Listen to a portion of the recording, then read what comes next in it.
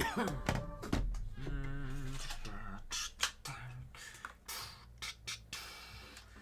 actually thinking about the song I just made. Not the one I did earlier. There's another one I did after.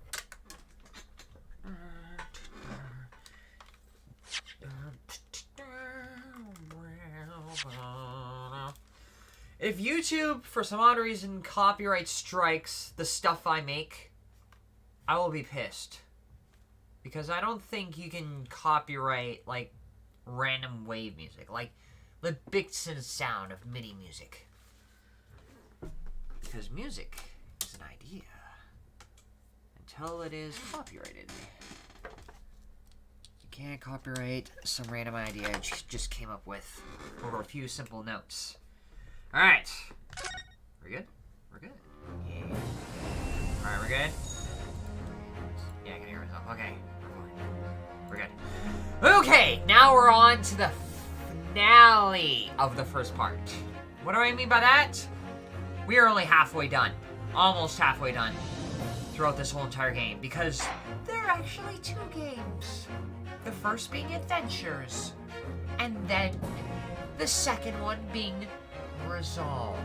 So we are just at the final episode of the first game, and we're gonna continue off where we left off in the third part. Oh my god, this is the longest case I've ever seen. My god, it's been a while, and I'm guzzling vitamin C like there's no yesterday. The real truth about the omnibus case.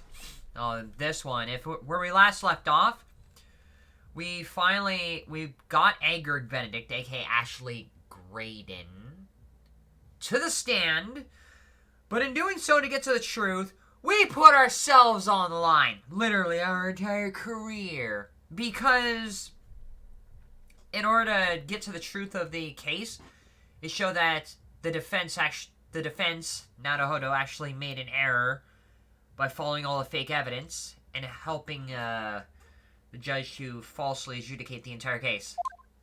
Truth is that Rebecca Cove was in the cabin of the omnibus the whole time. Oh, God. Hold on. Hold it! And you were hiding in the cabinet at the time as well, weren't you, Miss Lestrade? If I remember rightly, a storage compartment underneath one of the seats. Yeah, that's right. It's pitch black under there, so you can't see nothing at all. Now, in your testimony 2 months ago, I feel certain that you claim Miss McGillian was a sole passenger, did you not? False testimony, my lord. That's what he told me I had to say. But it's important that you tell us the truth now. Were Miss McGillian and the victim acquaintances? I don't know. But I did hear him talking a lot. What were they talking about? Well, I couldn't hear too well. But if I had to say, I think it was about money or something. They kept talking about buying and not buying. Perhaps business dealings of some kind. Well, anyway, they got louder and louder. It started to sound like a proper fight. I was pretty scared by then. I hardly dared to breathe. And then, all of a sudden, I heard a noise like someone killing over the floor. I was blown loud at all. And I believe you let out an involuntary scream. Yeah. That won't give me away. When the Irishman dragged me from the seat, I saw the disc on the floor. Hold it! So, was the disc you saw this disc? Yeah, I reckon it probably was. I was right next to it. The cove lying on the floor. Could this disc have belonged to the victim, perhaps? I don't know, but McGillian picked it up pretty smartish. And then he sat on the cove with a knife in his belly up on the seat. What did he say to you at the time? He told me not to say a word about what I seen or heard it to no one! Not even you! Of the disc and all. I was dead scared. I might as well have been dead. The way you're looking at me, I thought, if I didn't go along with it, I'd get stuck with that knife too. Then he started asking me a load of questions.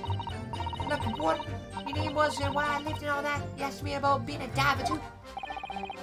after a while, what happened in the carriage was noticed? Yeah, that's right. First there was a kind of rapping noise, like a rapper boomboxing upstairs. No.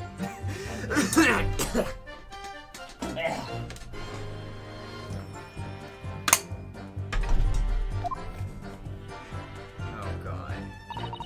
All of a sudden I heard a scream from over my head and a pair of the roof deck went out to call the stops. Hold it!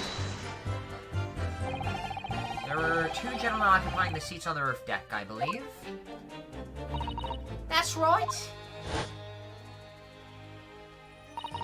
They must have looked down through the skylight and noticed the cove with a knife in its guts. Then they screamed, the driver pulled up the horses, and McGilly got me out of sight. Out of sight, where? Back onto the seat where I started off. Once the carriage came to an halt. I'm still in the VC. Yes, I see you still in the VC. You're still in the VC. If they immediately left to fetch the police, you would hear they were entirely unrelated to the incident. So that left McGilded, the driver, and you still at the scene. Yeah, only the driver didn't know I was there because I was under the seat. I had the cabin door open and a voice from outside. The driver, yes! He also testified in the trial, I believe. Hey, a fellow who went by the name of Beppo. Oh, no, wait. A fellow by the name of Beppo, if memory serves. Oh, yeah, I thought it was going to do his voice. What did McGilded and the driver say to each other? I don't know what happened. Stuff like that made me. That's when Miss McGillis slipped the driver some tin to do a run to the pawn shop roundabout. Oops. Hold it! The pawn shop obviously being Winnie Makes on Baker Street. Just a moment, counsel! Do you mean to tell me the driver gave false testimony in the trial as well? Perhaps the excursions of the pawnbroker slipped his mind when he was on the stand. Indeed, Lord Garnetzx. McGilly took off his coat and gave it to the driver. He folded it up all careful like before handing it over. When I saw him do it, I remember thinking, that coin wasn't it? It's gonna be worth a few bob. Maybe some pounds. Maybe I nick a few. Yes, June was sure the disc must be worth more than Mr. Winnemake was suggestion, wasn't she? I remember her quibbling with him over the price that afternoon at the pawnbrokery. The driver looked pretty happy when McGilly flashed some brass in his face. He's run off at a lick. Oh yeah, he licked it all right. And the bar trying to call me and told me to come out of the Drake's cabin.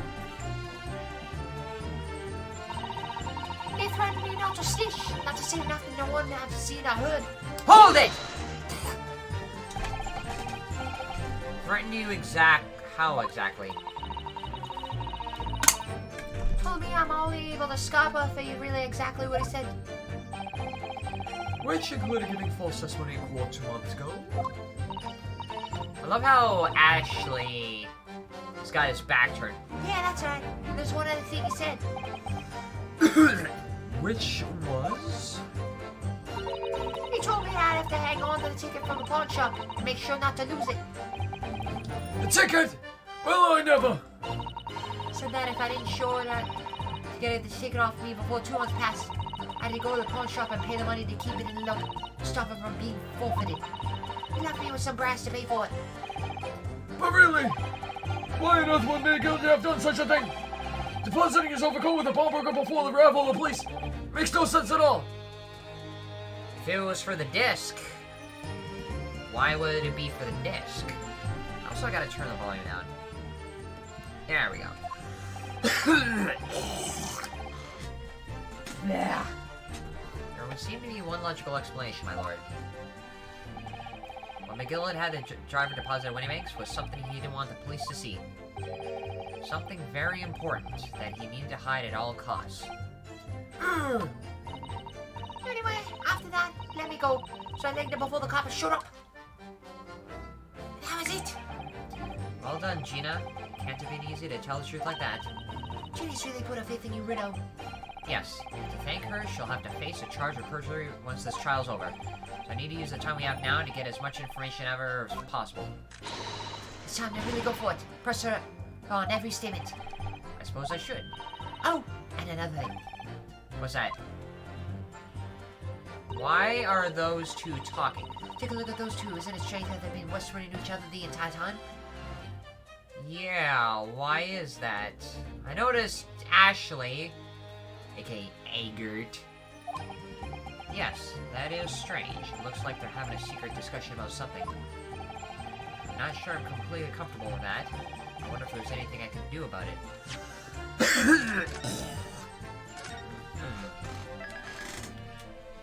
Is Inspector Gregson in cahoots with Ashley?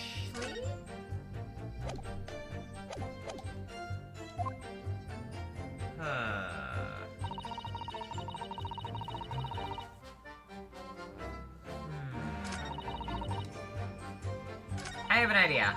What if I press them as I'm in the middle of talking with Gina? Maybe I don't see this on this floor.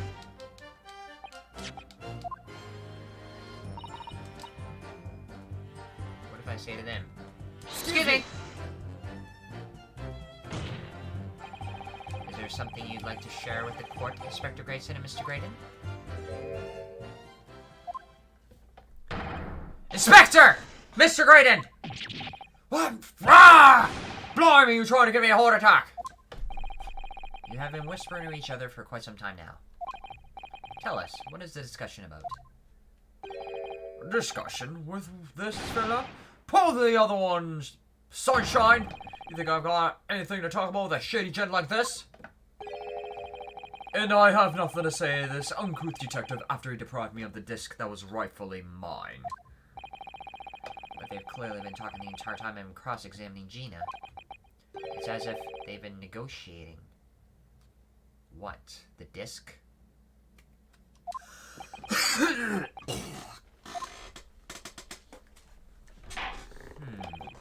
Thank you, Miss Lestrade! Thank you, Counsel! I've heard enough! I believe we now reasonable understanding what actually transpired on the omnibus. Is Gregson and Ashley in cahoots? It would appear on the night 2 months ago a negotiation was taking place on the omnibus. Interesting how you also use that word as well. A negotiation concerning this disc, however, matters did not run smoothly. When the parties involved began to quarrel over price, McGilda took what he wanted by force. Huh. Interesting. I'm just realizing that Ryunosuke looks like a character from a hentai. At the expense of the other man's life. Which proves my point. The disc is clearly extremely valuable in some way. Although I don't understand why as yet. Why is that disc important? No. Ashley wanted that disc for a reason. He's a communications officer. So why would he want that disc? And 2 days ago, the precise 2 months after the omnibus incident, McGilda's code and its contents were due to be forfeited. I didn't know what I should have done with the ticket. I mean, the cove died right after this trial. I knew it. So you decided you'd try to claim the article as your own. Well, why not, eh? They're only gonna be forfeited. Why shouldn't I got them? Anyway, you can't blame me for thinking about it. Thinking ain't no crime. This ain't 1980. Oh, wait, never mind. Miss Lestrade, it would appear Miss McGilda was prepared to kill in order to take possession of this disc. Do you know why that would be? Eh? I ain't got a clue. But I reckon it must be worth a fair bit of brass. You're probably gonna sell it. And you can blame me for thinking that. Thinking ain't no crime. My lord! The evidence your lordship requested has been located and is ready for court's inspection, sir. Finally, the box.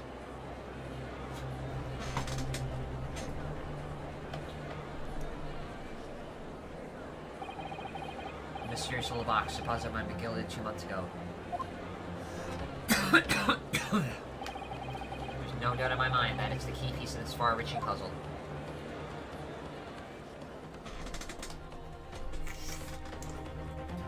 And I'm also thinking about the discussion that Ashley and Gregson had together. It's like, if they're negotiating over the disc, and Van Zeke said the last time a negotiation like that happened, McGilded went straight for force. So if things don't go smoothly, is Ashley gonna... Fun fact, no one cares about craving KFC. Fine. You have your chicken. I was gonna have chicken tonight, but I gotta save it for tomorrow. So what? If something doesn't go smoothly, Ashley's gonna go straight after Gregson.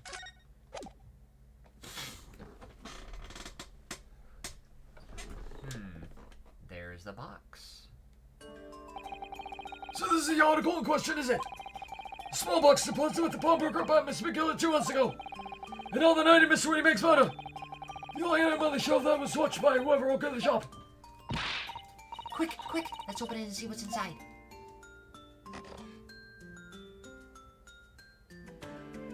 What the mechanism?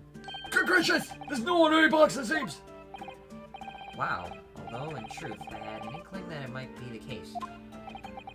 It would appear that the box has a miniature music box moving. So it's a music box for playing music? Like the disc? Aha! Then is too much to expect. I think it would be reasonable to assume that it is a device for the playback of this disc, my lord.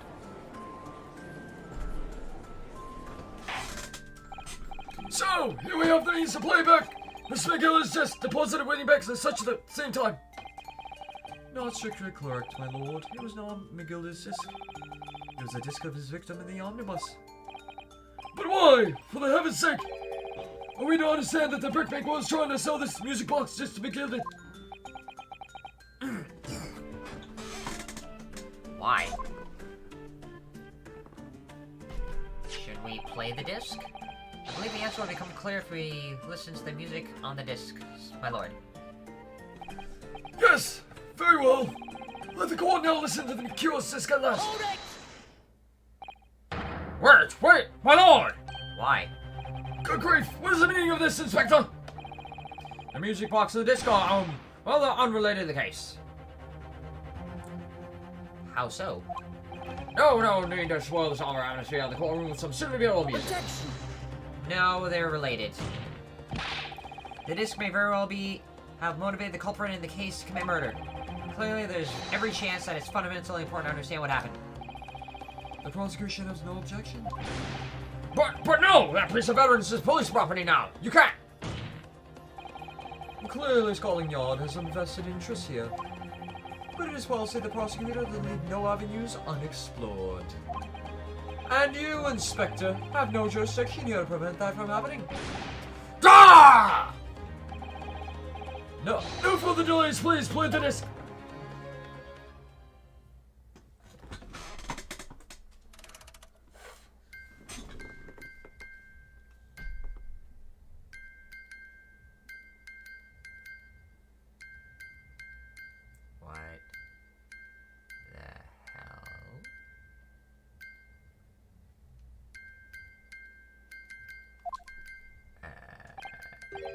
What the hell? What on earth? I don't think that court keeps going for nearly a month. No. What is this? Why is it? How is it? That's certainly not what I would call music. At least I can do better. Okay, what the hell is that? No. It's just the same note playing over and over in an irregular sequence. Mr. Raiden! Why is that? This really is priceless. I do jiggy, and then after all that, the music box is broken.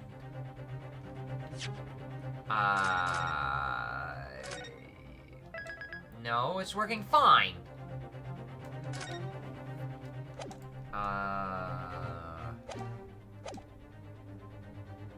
How is it broken? Broken? It can't be. Can it? No, it's working, but how's it broken? Well, obviously, in fact, I wouldn't be surprised if the officer sent to fetch it didn't drop it all the way back to the courtroom. Well, with much regret. I don't think it's broken. I feel the court must accept that the music box will offer little in the ways of clues. Are you ready to move on, counsel? Come on. Yes, alright, it does sound as though it's completely broken, but is it? Could this music emanating from the music box possibly be a new clue? It could be a clue, but why? I believe it is relevant, my lord. Okay, why is it a clue? Why? Why would the same note be played in irregular sequences? Is it sort of like Morse code? Is there Morse code on that disc? Is that why that disc is so important? Because it contains a message or something? Good lord, but how could it be? It's an abomination, counsel! Mere noise! I fail to see how it could have any meaning whatsoever. It does sound strange, I agree. But there's one thing bothering me. While Gray Dunn stands there chortling victoriously, the inspector beside him has a rather telling expression on his face. These two know something! As if Gregson recognized the sound, as if he's familiar with it somehow.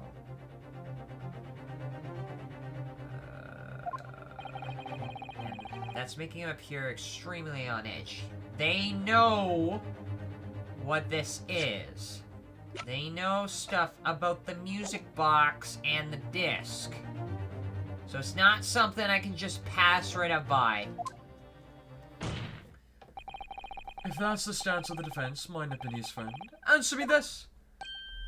Oh.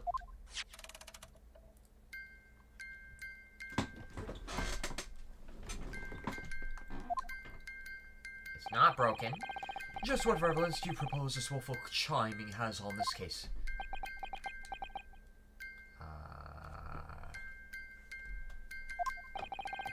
It's the defense's belief that the sound emanating from the music box is broken, an unusual genre of music, not supposed to be music.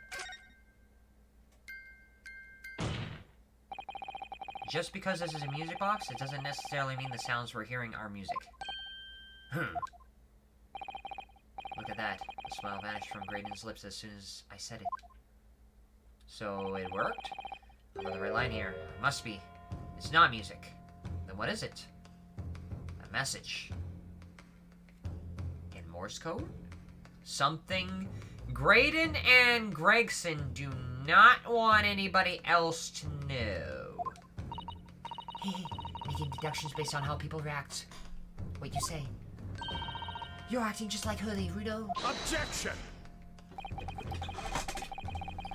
The sounds we're hearing aren't necessarily music. Well, now you've told us they're not.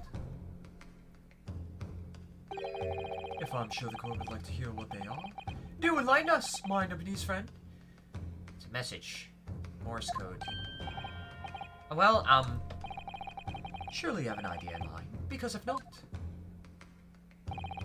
it will be the death of your ill-informed argument. Exactly! The music box is clearly broken. Refusing to accept that fact is pure foolishness. it's not broken. They got me. I don't know what the answer is. Yet. Rudo? I've just examined the music box very thoroughly. And I'm fairly certain that it's not broken at all. Really? Because it works. Really, the way it's been made, it only produces a single note anyway. I swear if I hear objection 15 times again. Thank you, Iris. It's not broken. So then what?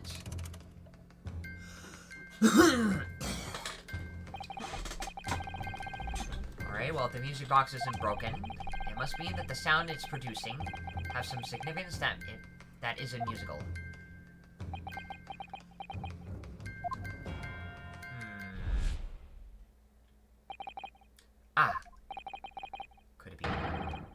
that what these sounds are?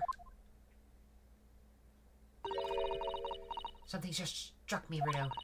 I feel like recently, in the past few hours even, I've heard another sound very much like this one music box makes. Where? Yes, it's familiar sound. Actually, Iris, I was just thinking that exact same thing. I'm going to have to press the defense for an answer. If your assertion is that the sound produced by the music box is not in fact music at all, then what the devil is it, Council? All the evidence we've seen so far, all the testimony we've heard, it's all pointing to one single answer now. It's a message. It's Morse code.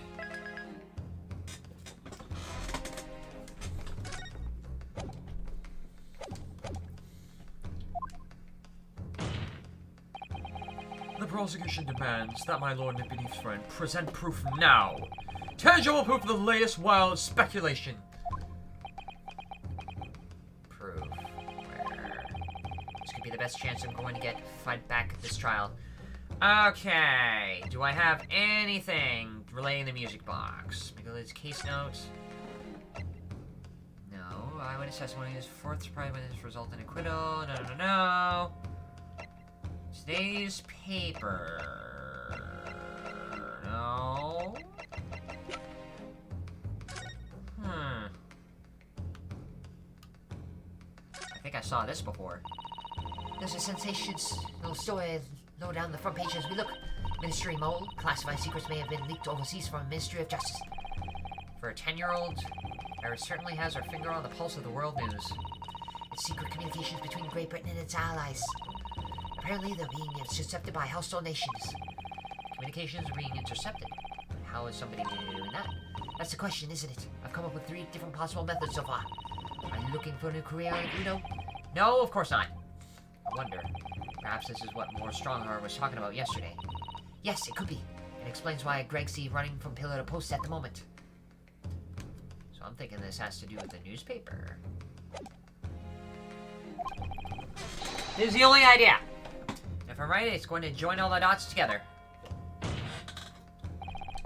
The evidence that explains the true nature of the sounds of this music box disc is... today's paper. Here! It worked. Good. Today's paper, Council! The headline is Pawnbroker perishes in post plunder. Hardly support of your cause. Ah, no, my lord. I was hoping you'd look a little further down the page. Mike figured out the sound is Morse code in 5 seconds. Further down! Ministry mole. Classified secrets may have been leaked overseas from Ministry of Justice. Yes, it's a very serious matter being investigated at the highest level, I understand. I have heard that international transmissions along the supposed secure lines are somehow being intercepted and linked to various other countries. And presumably, those transmissions are in the form of wire telegrams. Of course. Juror number 5, your input, please. Stop! Oh! Me, sir? Whatever's the matter? You told the court before that you worked at the same communication station as Mr. Graydon, did you not? Yes, that's correct. And the particular station where you work deals with government communications and newspaper reports? Oh, yes. Well, not your run-of-the-mill communication station at all. Our work is extremely important. Then tell me, is this not a familiar sound?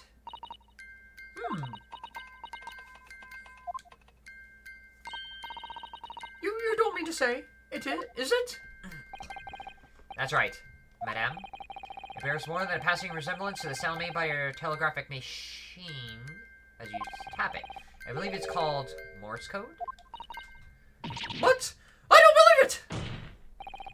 Now, correct me if I'm wrong, but when it comes to leaking telegrams to the government departments, there couldn't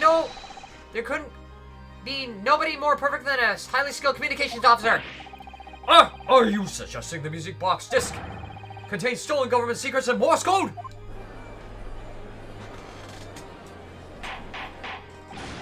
Order! Please, everyone, order! But this is high treason, Council, deserving of capital punishment. Too much new vocabulary. What is this treason? What is capital punishment? Sort of words I'd have to expect you to know. For some of government's confidential information, hostile nations will surely pay any price. Yes, and on that night 2 months ago, that was the very negotiation that was taking place inside the omnibus. But in the end, McGilded perished, and the all-important disc lay unclaimed in the pawnbrokery. My word! In which case, whoever stole that information in the first place must surely have been besides himself with worry. Because if the disc were to be discovered before I found a way out of the country... You have revealed an act of high treason punishable by death! So the culprit had no choice but to retrieve it. And in order to do that, he would have to gain entry to the pawnbrokery illegally in the middle of the night. Because the article left behind by Mr. McGillard would incriminate him too much if it got into the wrong hands. Isn't that right, Mr. Graydon? Oh. You think I've been stealing government secrets? Preposterous! Absolutely preposterous! So, in response to the defense's accusation, you claim complete innocence, do you? Well, of course I do. I've had to stand here in silence while that pretentious foreigner lawyer has been prattling away! Objection! Then by all means, counter the charges, sir. The prosecution demands the witness testifies in response to the accusation brought by the defense. Make me? Oh well, never mind. I'd be delighted to do so, I'm sure.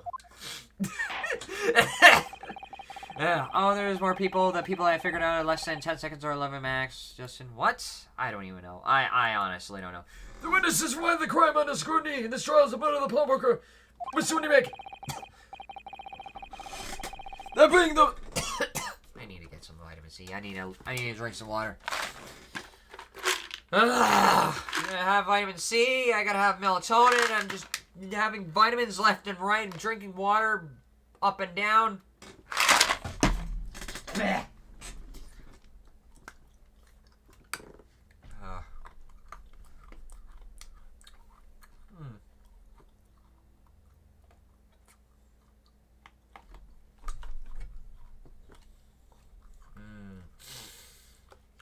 Oh, vitamin C is so good. I need it so badly.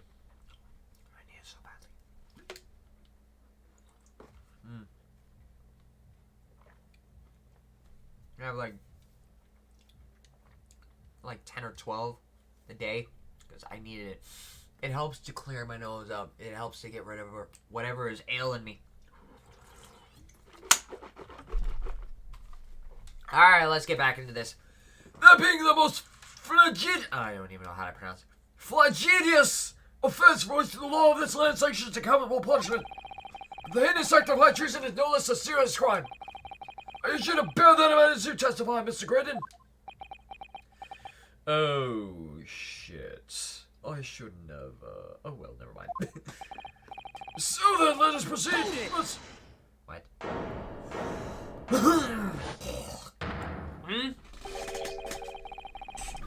You got to be letting our rabbit and poke here, Governor. We've got things to say.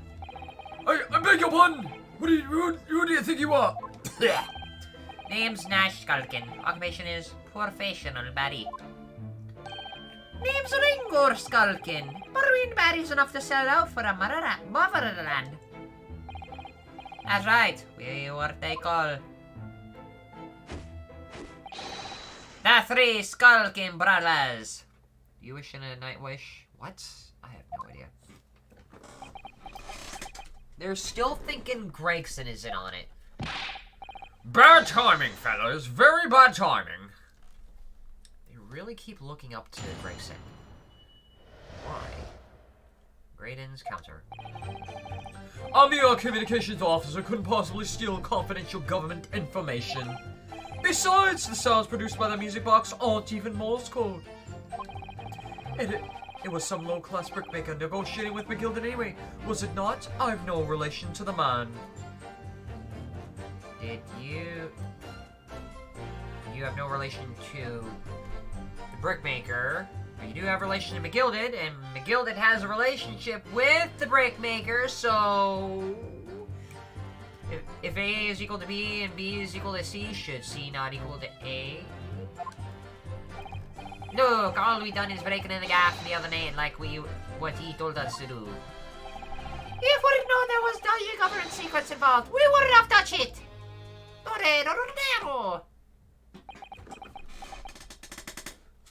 I think I'm obsessed with Stranger Things, says Aaron.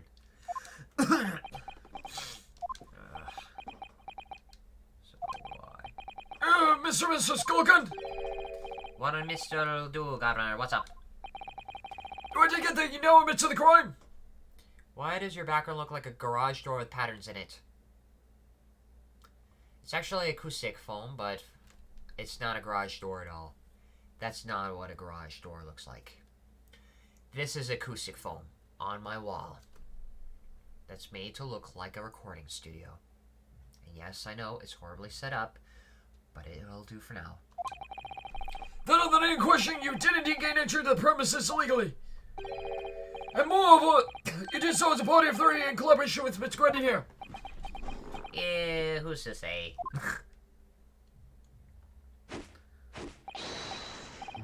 We did, Governor, we did.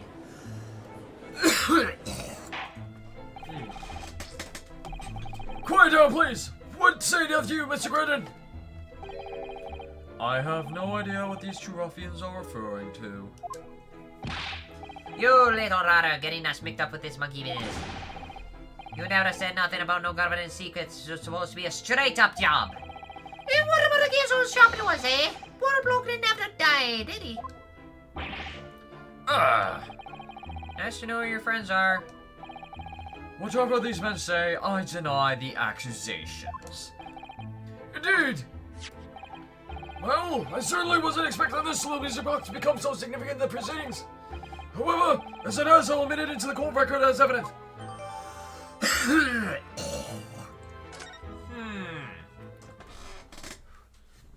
have to examine whatever that box is. I feel it's gonna be important. Okay. I need to look at this. This can play this.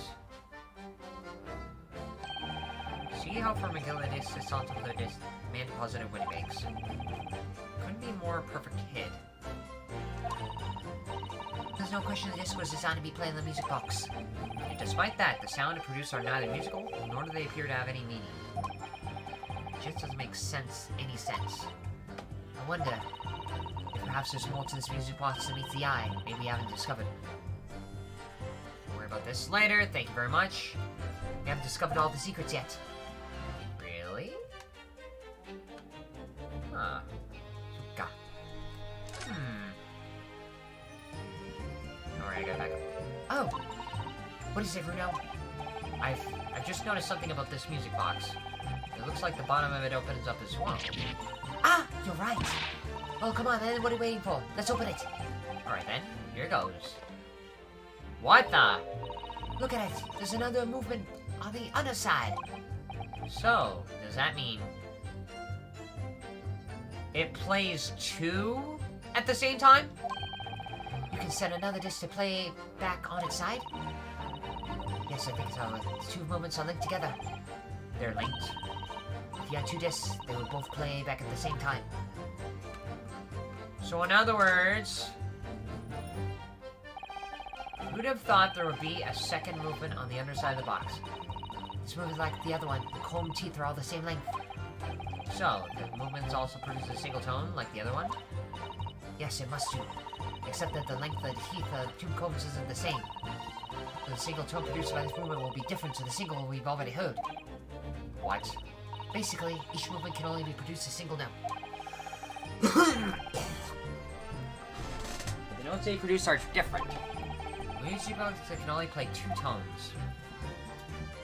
Isn't that Morse code? Huh. So it plays two different things at the same time.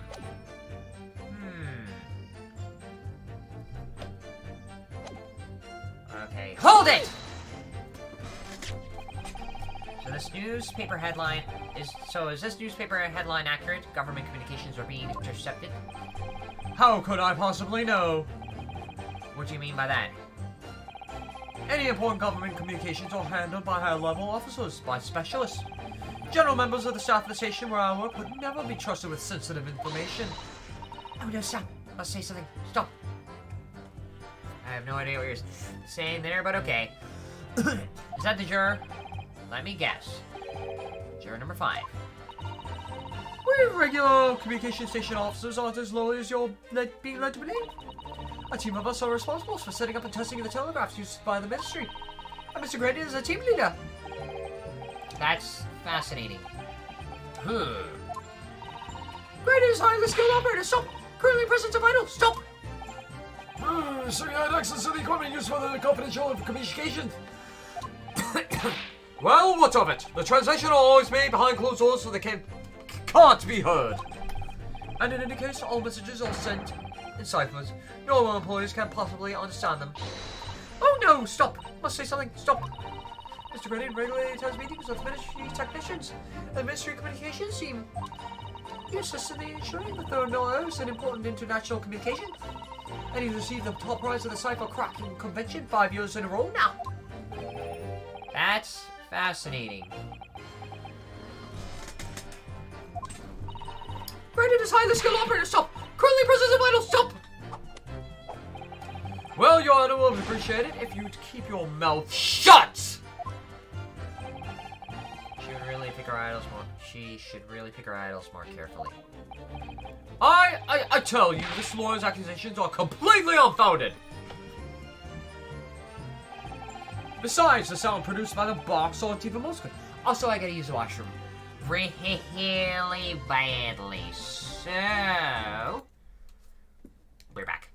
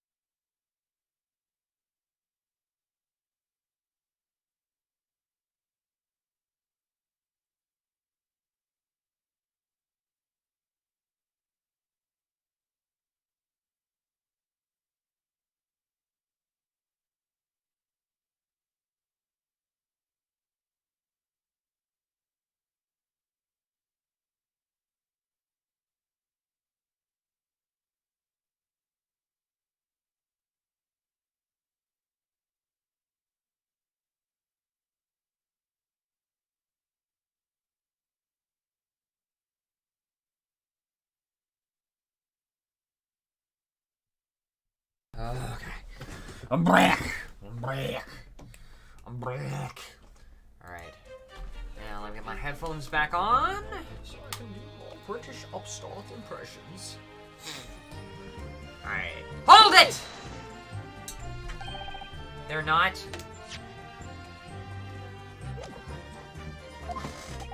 Yeah. To anyone with a brain, that will be blatantly apparent on listening to that music box for even a few seconds. Of course. Surely it can't be that my lone friend is unfamiliar with Morse code. Ouch. He looks genuinely shocked at my ignorance.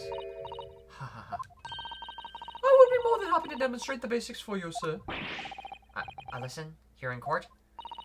Morse code is a continuous series of 2 distinct notes. Tones, you say? Yes, a short dot and a long dash. By combining those in two different ways, you construct letters. I see. For example, this is A. And this is B. But when you listen to the sound produced by this music box, you only hear one tone, don't you? But it sounds so similar. The rhythm is the same and everything.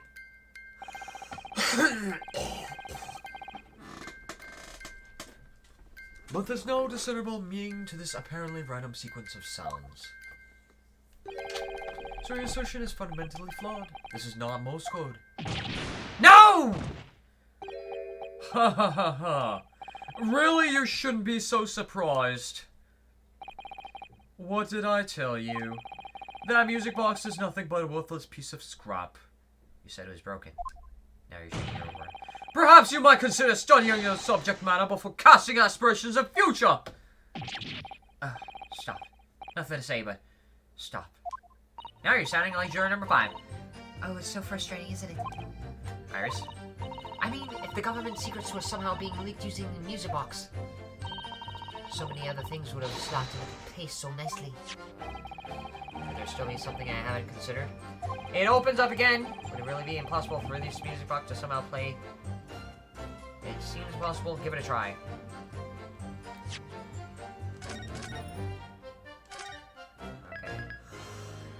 Okay.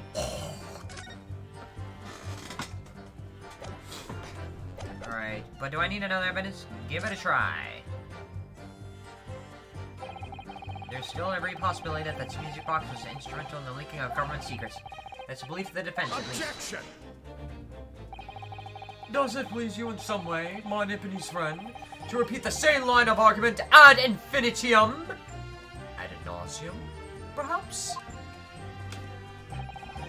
It's already been established that the Morse code 2 tones are required. Dots and dashes. Yes, I'm very well aware of that. Then what? Well, it would appear the defense has a hypothesis to put forward. You had better present your idea at once, Counsel. How do you propose that this music box, which appears to produce only a single tone, could it be used as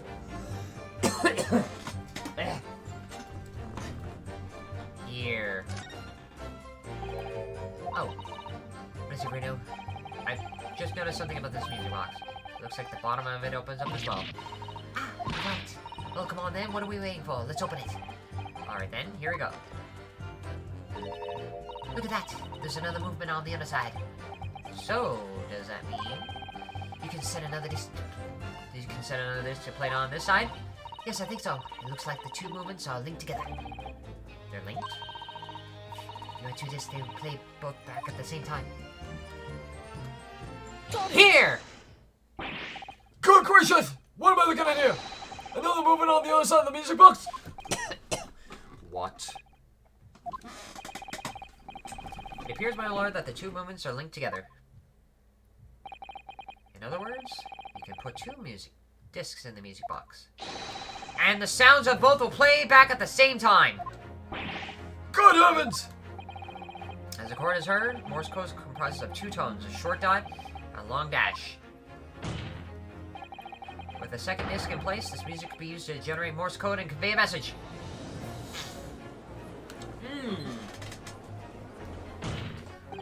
This is beyond a joke. I'm sorry.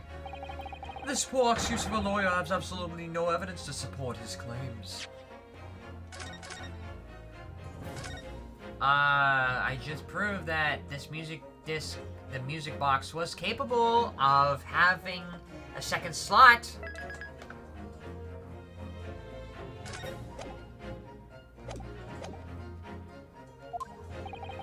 Though, of course, if my lord friend were to be able to present the chords with the second disc, that would be another matter. Well, I can't at the moment. And may I remind the court that, as the witness has pointed out, he was not the one in the omnibus with McGilded 2 months ago, striking a deal over the disc, or discs. Indeed! That was Mr. Mason and the brickmaker! Exactly, I had nothing whatsoever to do with it. Though it is all, I must submit the argument presented by the defenses, which promise I believe the cross-examination should continue. The link between Graydon and the victim of the omnibus case must be there somewhere. But I haven't found it yet. Oh dear, looks like you need to give your argument more strength, Bruno. You're reiterating your testimony, if you please, Mr. Graydon. I need to find the second S first. If I must, though I maintain exactly what I did from the start, the pointless cross-examination. It was a low-class brickmaker negotiating with McGillen anyway, was it not? I've no relation to the man! Hold it! So 2 months ago on the omnibus, McGilden killed the brickmaker and stole the disc. Mr. Mason was a single man with almost nothing to his name. It seems he lived in the Artisan Quarter some years ago, but people there remember little about him. Doesn't make much sense though, does it? How would a humble brickmaker come to acquire secret government information? How indeed? There must have been somebody else involved behind the scenes in all of this. Somebody who acquired the disc and gave it to Mr. Mason. In order to take it to the meeting with Mr. Gillen and negotiate a deal. Dear me. Dunce! You may have it in me for me, sir, but I assure you I have far more class than that. I'm British, damn it! I'm married to the Union Jack! An old brickmaker from the Artisan Quarter and this well-to-do communications officer. If only I could find some evidence to link the two of them together. Did I mention I was British? If you have nothing more to add, no, let us return to the witness testimony. Look at all we done is bacon in the gaff the other night like he told us to do. Hold it! Who told you again? Like Mr. Graydon told you to, you mean? That's it, yeah. Who else, eh? Billy thought he was just popping over a matter over them years, but Toronto's had a dodgy job for us. Eh, Ash?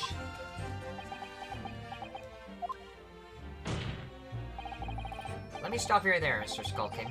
After all them years, you say. Do you mean to tell me that Mr. Graydon is an acquaintance of yours? We're the sociable kind of baddies, you know. Sure, let's say Graydon's in old China. Huh. Now why... Excuse me! Is something wrong, Mr. Skulkin? Eh? No, the other Mr. Skulkin. What? Who, me? When your brother was testifying just now, he said something that seemed to cause you to react. Oh, I was just remembering the old days, that's all. We used to have a right old laugh together way back when. Together? That's Mr. Graydon, you mean? Yeah, refash, I mean. Look at him now, he's in a fancy whistle and flute, and you wouldn't let him in it. But when he was younger, he was from the poor part of town, just like us. Is that so? But he was always the theory one. He had the brains, he had the savvy. Always coming up with the smart ideas like would never have gone through our heads. God blimey, that's the truth. Running Milverton and Skulkin's milk run. Milverton? That's what a corker, eh? Save it until after the trial. Your reminiscing has no place in the courtroom. And neither does your fruit. Oi, the geezer asked us a question, didn't he? And we was answering it. Yeah, we ain't done nothing wrong. Nevertheless, the court is now prepared to accompany you on your trip down memory lane. Counsel, can we turn our attention back to the testimony, please?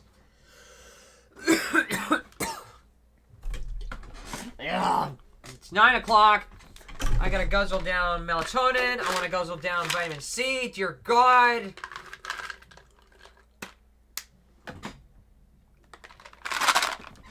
I gotta breathe. My God. I'm having so much vitamins. Is it possible for anyone to OD on vitamin C?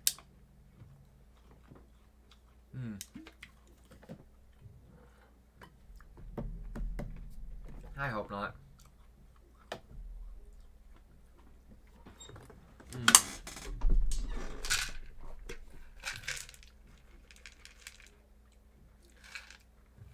Alright, 4 vitamin C, 4 melatonin.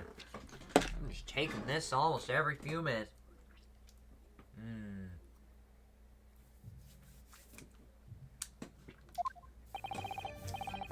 I don't know, could that sensible little story be relevant somehow?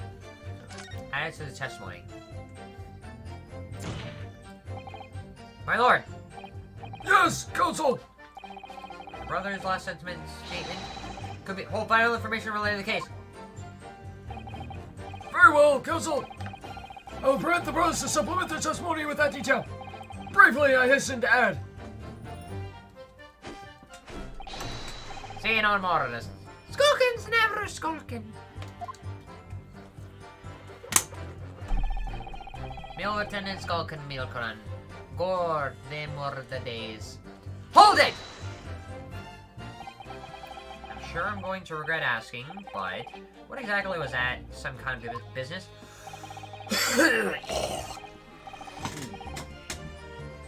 Just a little scheme we had going back to when we was youngsters. A bit of fun. Delivering fresh milk to the locals. That's what it was all about. That sounds alarmingly legitimate. There must be a catch. I suppose since we're here, I should ask them to elaborate, but on what? The business name, the business model.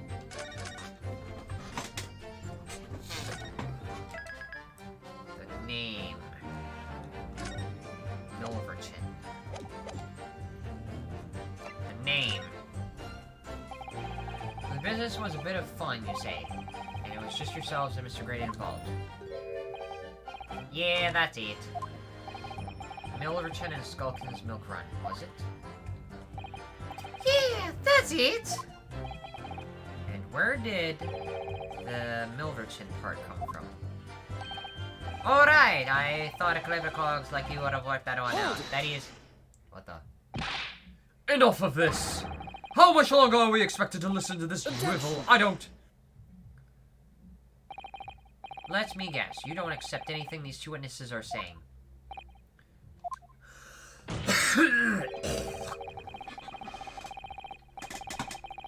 Tell me, why is it that only the mention of the name Milverton that you decided to interject? Because well... If one the happiest of homes that one came from. Yes, old man was struggling for money so much his wife walked out on him. He took the name Great, didn't see?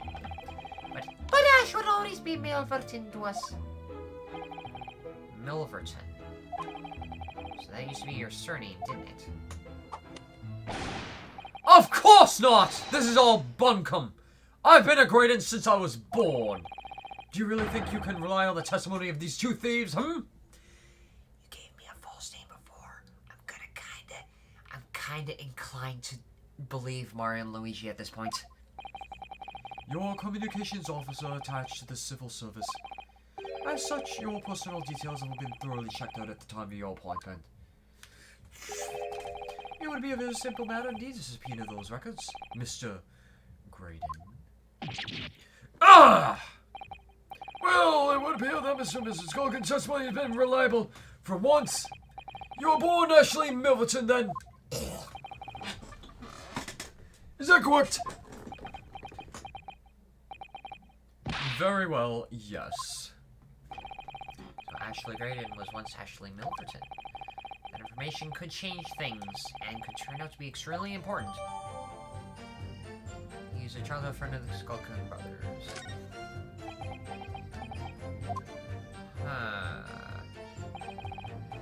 All of a sudden, we seem to be up on our necks in a serious matter of national security. Although, all this talk about interception of government secrets is still just conjecture at this stage. It would explain a number of things, though, wouldn't it? The negotiation Ginny overheard on the omnibus 2 months ago, and the break-in at Winnimakes. But the trouble is, it wasn't Mr. Graydon in the omnibus with Miss McGilded. No, that was Mr. Mason, the brickmaker who was so horribly murdered. If only there was some link between the two men somehow. I know, but Mr. Graydon's testimony doesn't seem to be as watertight as ever. I wonder if the key to making a headway is with the cross-examination here. Could be those two brothers. There. Okay.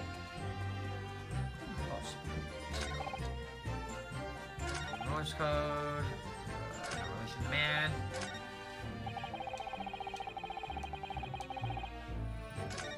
Alright, did I already press that? Brothers, quarter of the days. I really am stuck on this. Should I just... I'm gonna frickin' do the walkthrough. Should I do the walkthrough? I don't even know. I don't know where to go from this. Skip. Finger in the bushing. No relation to the man. Hold it! Weren't you low class before? But 2 months ago, the McGillis stole the disc. Oh, indeed. We also hold the scene and all else. Somebody who acquired the disc gave it to Mr. Mason.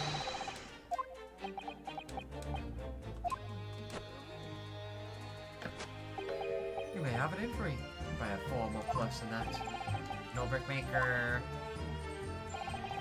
Only some links. Okay. Witness testimony. Okay, so what now? I'm kind of stuck. Don't know where to go with this. I found out that Graydon was a Milverton, but so what?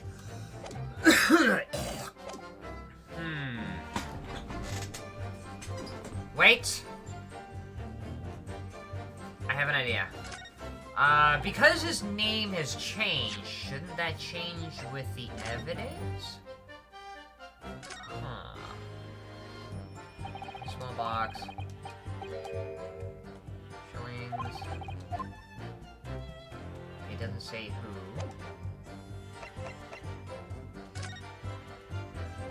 Gathering overcoat.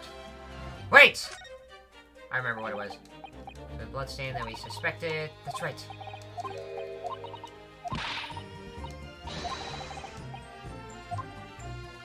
Okay, I'm starting to wonder. One gentleman's overcoat he tried to get. Okay, this is the only link I can think of between the two. And the reason why I'm saying that is because this was the coat that Milverton tried to get. And it also has the bloodstain. So this is the article that Graydon tried to get with the bloodstain here. So this is the only thing that connects him. This is the ticket he claimed he once had. But oh! Oh, now I know why. Now I know why. Name of the victim, Mason Milverton. What? Because the victim is related to the witness. That's why. Because of the name. That's what it is. It changes everything. No relation to the man. But if your last name would have been that, then... Wait, where did that name Milverton come from? Oh no, the case files.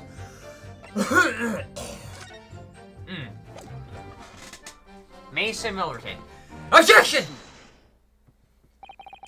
Oh man, I didn't have to use a walkthrough for this one. I actually used my noggin. Mr. Ashley Milverton. Tell me, why did you try to hide your former name from the court? Because I haven't gone by that name for years. It means nothing to me. No, I don't think that's the real explanation at all. The truth is, you had a reason to hide that name. Because he was related to the victim.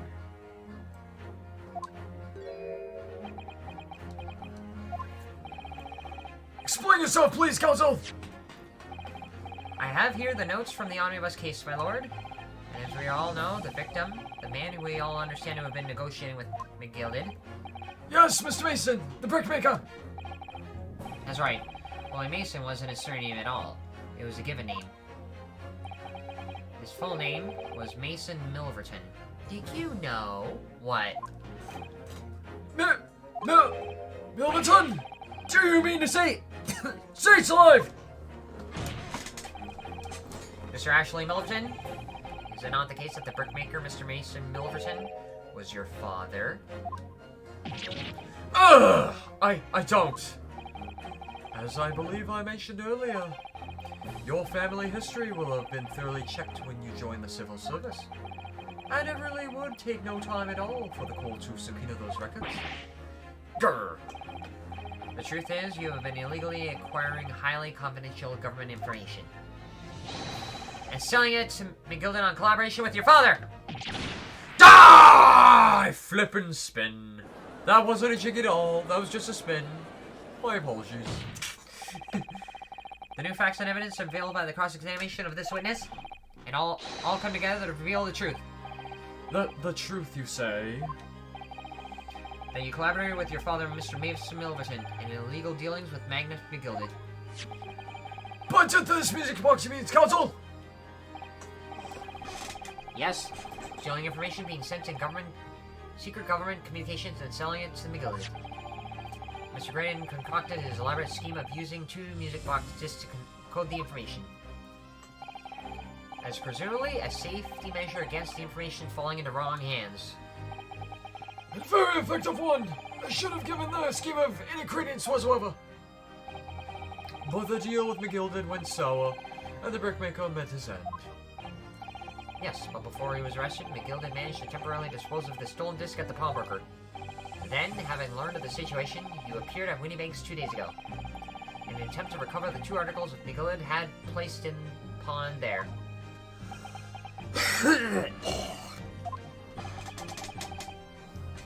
But that attempt failed.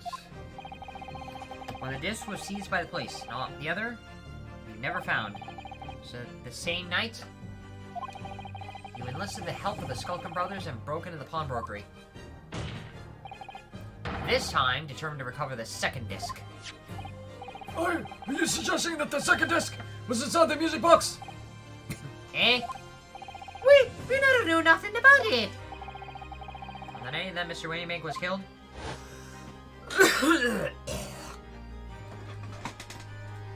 the music box disc was moved. The intruder to the pawnbrokery touched one item alone, the music box. Rather ingenious demonstrated using 2 prints for the security camera indeed.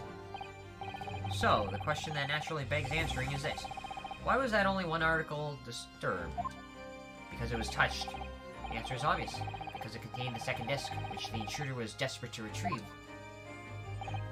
Since, if it were to fall into the hands of the police, it would be proof of high treason.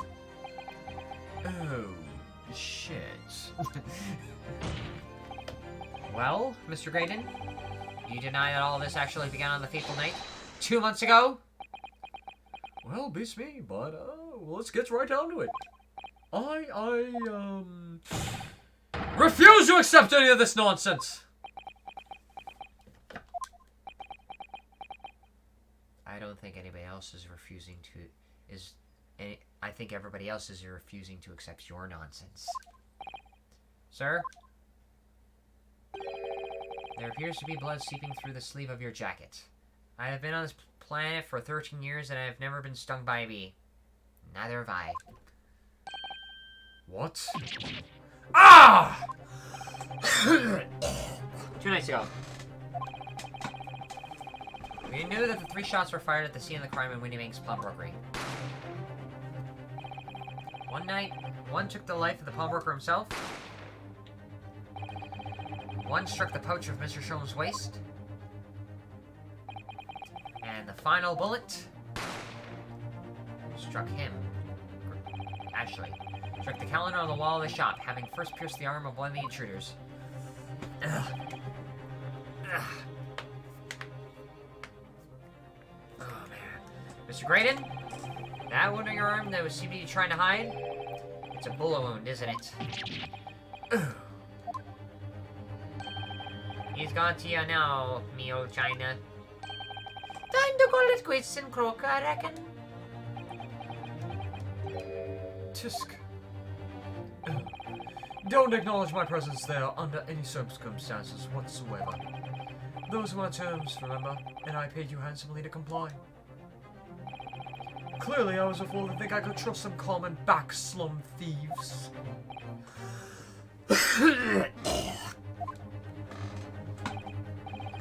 Fine, I admit it. I was in Windybanks that night. I paid this pair 10 guineas to accompany me. And as you've noticed, I sustained an injury in the course of my adventures. So he's finally admitting he was there. But that is all! I admit to nothing more. Stealing government secrets, negotiating with Miss McGilded. I do she. Again. Oh, so beautiful. As God is my witness, I'm sure I recall nothing of the sort. It's not going down without a fight. Not until I can show hard evidence, I suppose. I gotta find that disc. The second disc. And that'll get him to talk. Oh my god, shit. Imp. Thank you. Thank you. Thank you very much. Nevertheless, the defense has now established a crucial fact. Which is? Well, we know that one bullet was fired from each of the two firearms we have in evidence. The bullet from the Skulkin Brothers gun hit the pouch around Mr. Schultz's waist. And the bullet from Mr. Windybank's gun clearly must have been one that caught Mr. Graydon on the arm.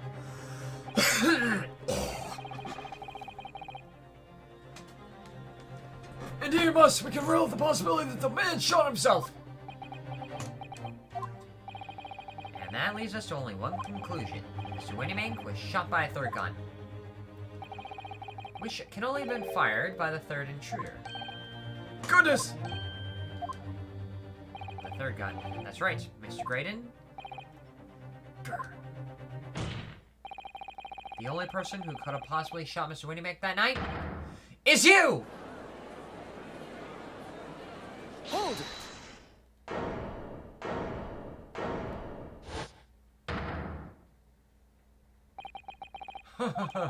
You little upstart.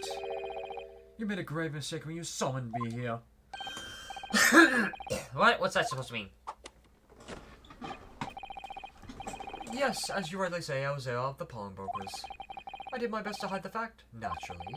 I had no intention of ruining the distinguished career I built for myself at the communication station. But did the thought ever cross your mind? Did you ever consider the possibility that I carried a firearm? What? What do you mean? What thought? What possibility? The possibility that if I was there at the scene, I may have witnessed the crucial moment. You see, this makes me a key witness in the case, and I have my hands firmly around the neck of your client. What? Alright. Are you suggesting? I saw it all. I saw the very moment the pickpocket girl pointed the gun at the poor defenseless pawnbroker and shot him. You... What? He's gonna start lying to get himself off. Order, order, order! Well, it would seem that we are finally entering the last act of this theatrical trial. Mr. Graydon. Yes? I trust you're fully aware of the implications here. If it is shown that your claim is false,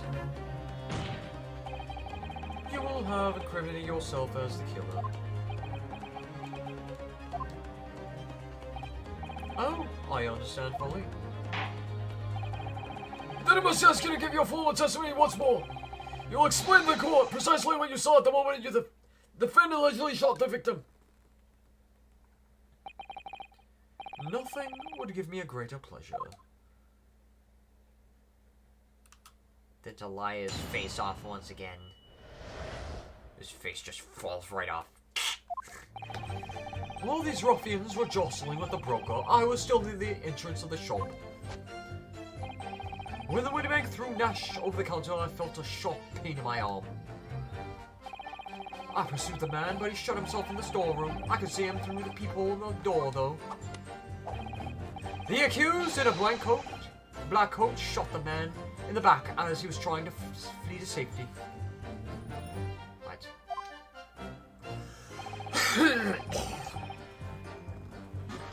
I saw the blood splat over the wretched girl. Then she tossed the gun out of the peephole, so I picked it up and made my escape. Good gracious! This is quite extraordinary testimony. I feel like there's a lie there. I know there's a lie there. How do I know? Because the gun in question was holding on when she was found unconscious. There were signs of a single discharge. Quite extraordinary testimony. He's lying. You claim, sir, under oath, to have clearly seen the defendant pulling the trigger. No. Order, order, order! It wasn't my intention to testify in this way. But neither is my intention to be found guilty of a murder I didn't commit. I do, Jiggy. As you see, my hand has been forced, except it's been outstretched. I'll tell you the truth now, as an act of self-preservation. The truth? Until now, the prosecution was completely unaware of these details. Yes, well, sorry about that. Having shot me in the arm, the pawnbroker was then shot in the back by the accused. And as I said, she was showered in his blood. You say the blood spattered off the accused's coat. Are you sure on that point? Oh yes, quite sure. All of the black overcoat that pickpocket girl was wearing at the time. How'd you know? Really? If a coat was someone be shown to harbor a vestige of the blood, there'd be conclusive evidence here. Except the blood. Such an investigation is entirely impossible, my lord. What? Only very recently a German scientist has developed a technique to identify human blood. So here's to true science, not some amateur detective's dubious foray into the world of chemistry. There's nothing dubious about Hurley's work. His ideas are all sound. Ideas are of no use to us here. In science, as in law, theories must be proven before they stand. In Germany, the technique has already been employed in the courtroom as a basis of evidence.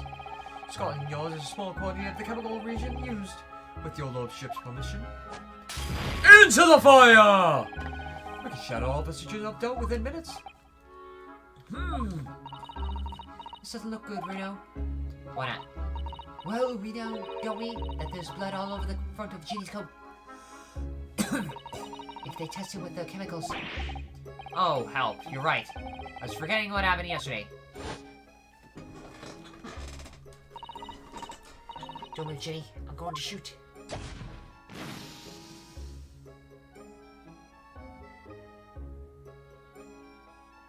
There's blood all over the coat. That's not Mr. Winnimank's blood. The scene is from 2 months ago. That's Mr. Mason's blood from when he was stabbed by Mrs. McGillid, who was wearing the coat at the time. My lord, the defense objects to the test proposed by the prosecution. Overruled! No offense, make it so at once! With pleasure, my lord. Are they gonna somehow... While we await the results, the defense might proceed with the cross-examination. Once they find the blood on the overcoat, Ginny will be... Counsel! Yes, my lord. Your cross-examination! Of course, my lord. They're going to assume the blood belonged to Winniebank. The cross-examination doesn't go well. If I don't manage to uncover some decisive evidence or a really compelling clue now, I have a very bad feeling about the outcome of the trial. Okay, I have one slight idea of where to go, because that last part he said at the end...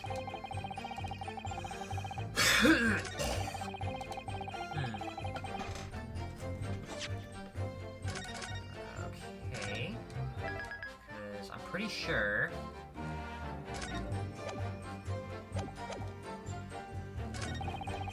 Through the man, but he shut himself in the storeroom. I can see him through the people in the door, though. The accused said Black shot the man and Blackie was trying to flee to safety.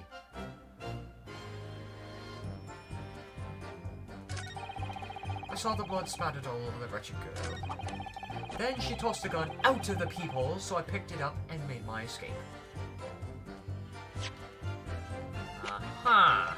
That's not true because it was discovered to be in her hand, so... Objection! Why? Why did that not work? Why did that not work? Should I really have gone through everything? Oh, for the love of God. Why did that not work? Okay, now I actually have to put some effort into this. Oh God, I actually have to go through everything, don't I? Dang it. These ruffians will jostle with the broker. I was still near the entrance of the shop. Hold it! There's one to make emerge from the storeroom, I believe. Ringo and Nash were scouring the council when he suddenly appeared and flew at them. He already had the revolver in his hand. Fortunately, I wasn't too close. I've never been so scared in all my life. Yeah, we're just your regular mild mannered burglars, that's all. We don't like violence. Says the pair who carry a gun. What do you mean when you say you were near the entrance? You were near the entrance to the shop. I was in the doorway, running my eyes over the shelves of forfeited items. He was looking at the music box. Make sure it was there. Looking for the music box, of course. The broker went for Nash in the first place. Then Ringo joined in, making 2 against 1, so I assumed they could handle the situation. But I was wrong. I was trying to help me, little bruv, but the old geezer chucked me over the blooming counter. So I pulled me gun on the old fella, and that soon made him scarred, but... Pair of you settled on the poor defense's pawn broker together. Shame on you! There you go. When the way through Nash over the counter, I felt a sharp pain in my arm. Hold it! You mean that's the moment you were shot? Oh God. Really getting tired. Yes. Though I didn't immediately realize what had happened, of course, things crashed to the floor from the counter. 3 men were brawling. It was exactly that moment that it happened, so I didn't hear the gunshot. And the bullet went on to strike the calendar in the wall behind you. So it would appear. When I looked at my arm, I saw I was bleeding badly, so I wrapped up my handkerchief around it. Seeing as I couldn't explain what happened to the doctor, I had no choice but to wait for it to heal. I didn't imagine it would still be bleeding too late. 2 days later. But Mr. Winnymag intend to shoot you, do you think? Well now, I don't imagine he noticed I was there, to be honest. Perhaps the gun went off accidentally. Anyway, it didn't quite strike home. Or perhaps... When I pulled me gun on him, he tried to shove me out of the way. And then he scarped her through the door out back. At which point, what did you do?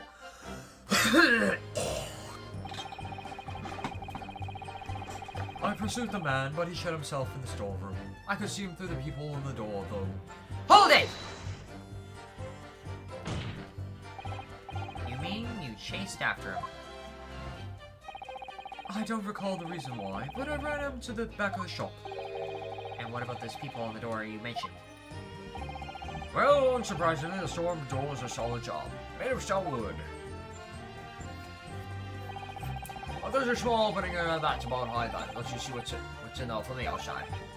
Actually, I should know about that, shouldn't I? I looked through it myself that night.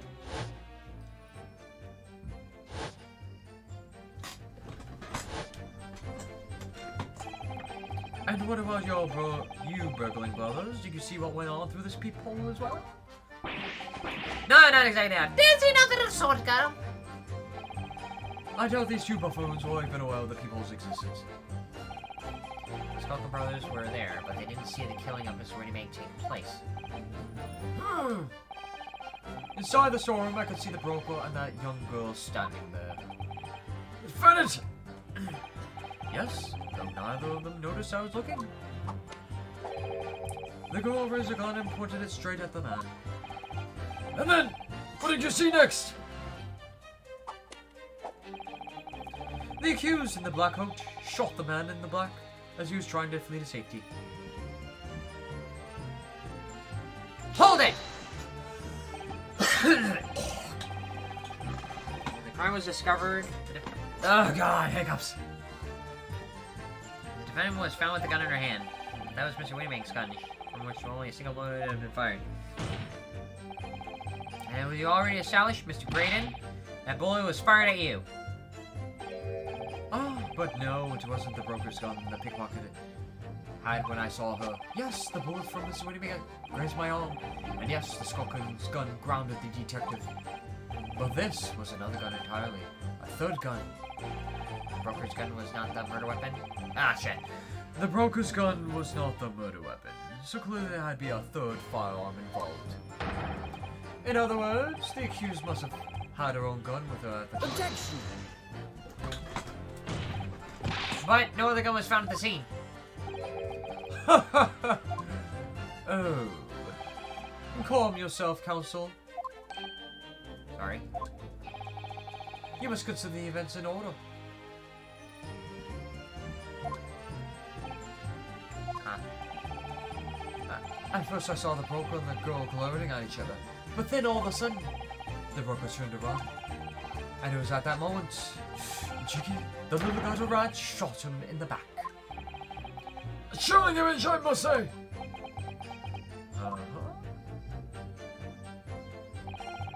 I saw the blood spatter all over the wretched girl. Hold it! All over her. Yes, through the people, I saw it clearly. Of course, the stains were invisible now, what with the coat being such a dark color. How do you know? But I assure you, the garments are sullied with the victim's blood. Well, it is sullied with blood, that's for sure. But it's not Mr. Winnimank's blood, is it? No, that's right. It's Mr. Mason Milton's blood from when Mr. McGillis stabbed him 2 months ago. It's so annoying. If they'd only accept Haley's chemical analysis, we could prove that. But they won't, so unfortunately, we can't use it as evidence to support our case. Bother. So now what? Then she tossed the gun at the people, so I picked it up and made my escape.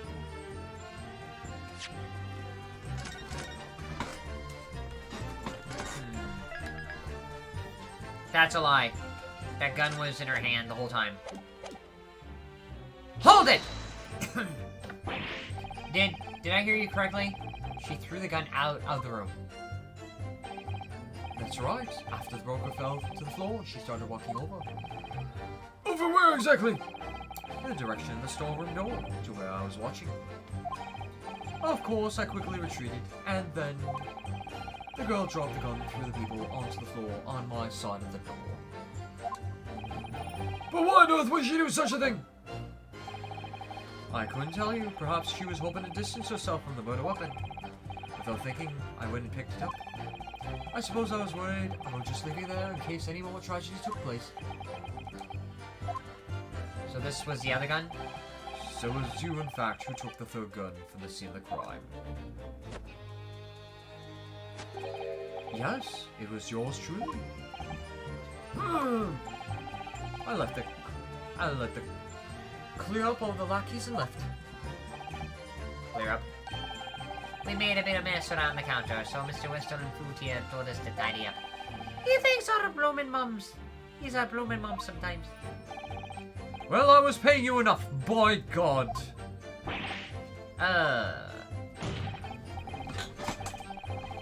Tell me, Mr. Graydon, when you left the pawnbrokery that night, was it by any chance with the second disc in your jacket pocket? You're like a bull at the gate, aren't you? What the? Why are those two fighting? Excuse me! Why are those two fighting? Gentlemen? Why are those two fighting?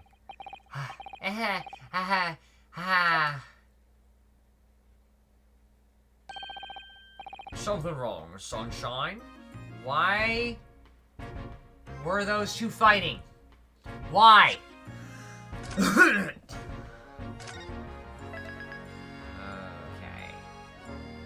You You did it for a reason. Something off about that.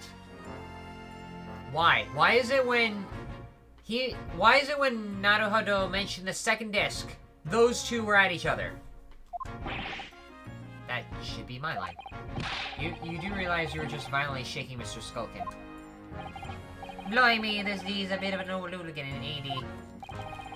What was going on just now? You saw him, he grabbed me whistle. Why, the blade is, he said. Didn't you mention the third gun when we were going down the station? And why didn't you?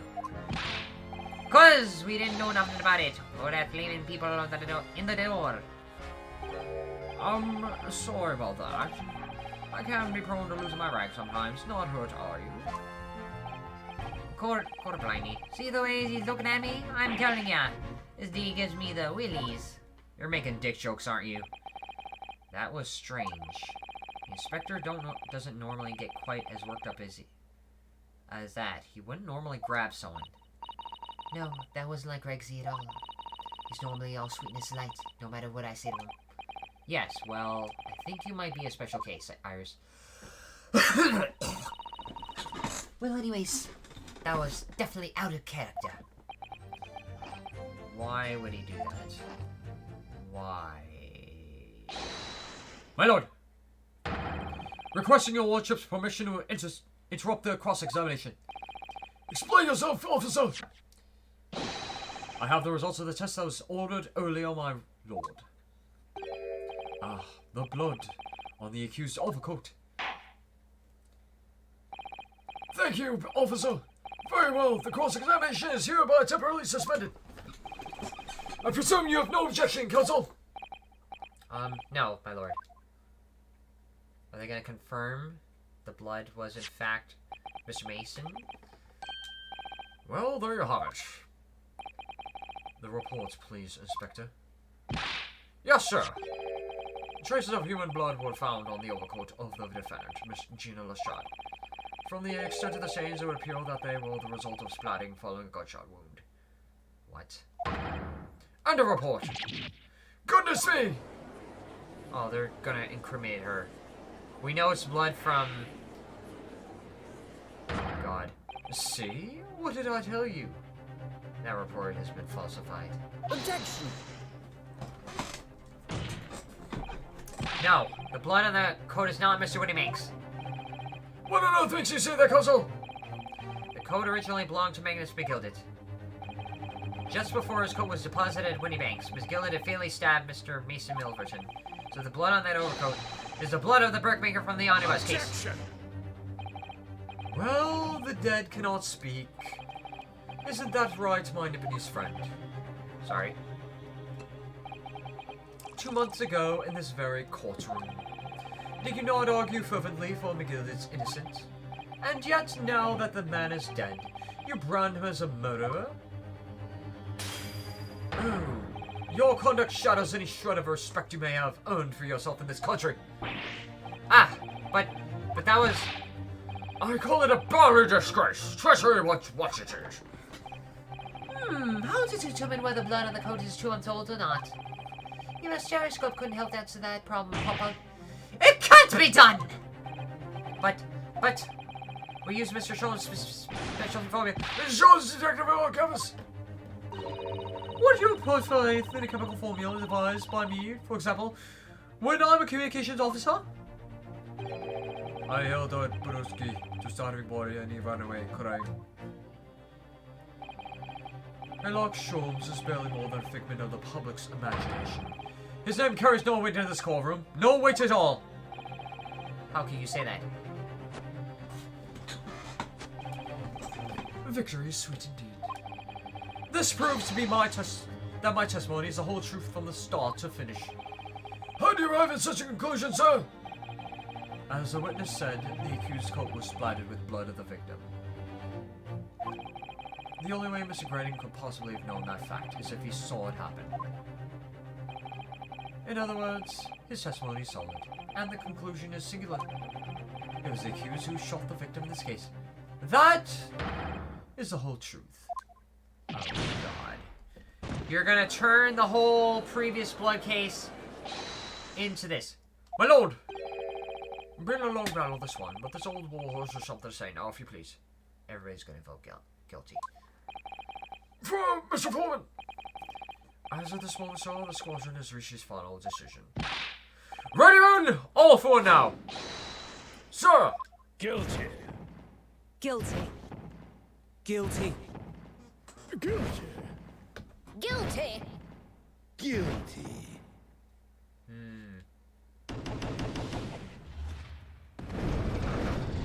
Yeah, we gotta go for one final summation. But I gotta stop here because I gotta relax. Well, apparently, ladies and gentlemen, the jury has reached an unanimous verdict. Alright, that's it. I'm taking a break. I'm tired. I gotta relax. I got stuff to do tomorrow. And after that, I'll be back for more of this, alright? So I